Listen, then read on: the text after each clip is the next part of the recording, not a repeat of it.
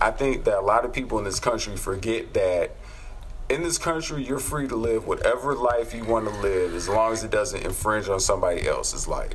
So if that's what you want to believe, more power to you. I fully support you to be able to do whatever you believe, because that's the way it should be. And that's what the problem is. People get offended at what other people do that have nothing to do with their life. See, and I would wager that the problem is offense in general. The fact that in our culture we start treating offense as if it means something. It's all on the individual. You try your damnedest not to offend someone. If they want to be offended, that's true. They will. That's so true. The idea of, I'm offended, you should be sorry for that reason. I'm sorry, look, I may be offended by the word purple. Right? Exactly. For my own, maybe I was raped by a purple clown. I don't know. But the word purple is offensive to me. Mm-hmm. So, I'm now going to pick what you get to say because of my own weird delusions. I'm sorry. I don't buy it. I'm kind of offended by your haircut. You look like Friar Tuck over there today. But that is and for me, it's a psychological question, right? That everyone's, personal psychology is a little bit different, right? In the way, how introspective are they? How far have they turned the mirror, back on themselves and figured out, why do I get offended? People that blow off the handle. We all know we've got an angry friend at work that, we're at work and there goes Jim. He's losing his, losing his stuff again, So that is that's his main point is everyone.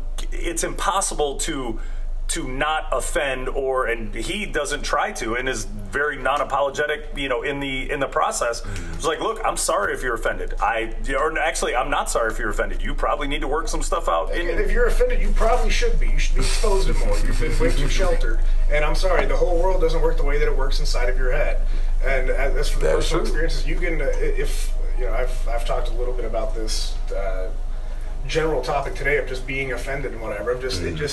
I don't understand. Like, in nowhere else in the world, I feel bad about something. Where does the rest of the world come rushing and like, oh my God, you did? Well, how can we change the world so that you don't feel that way? I'm sorry, we adapt to the world around us. It's not the other way around. You being offended means nothing to the rest of the planet, because you see, anytime you try and lump and group people together, even inside that group, you've got some that believe this, some that believe that, some that are offended by this, some that are here, And see, the problem for me about general offense, not just in the concept of why it doesn't make sense that we should stop the conversation there, but it literally hijacks the conversation. Because someone's offended, we can't talk about the reason we came together to have this conversation. There is a problem in the world, and we're not getting any closer to addressing what is the cause of it. What is the source problem? Because we're now worried about what it is that you in particularly do not like.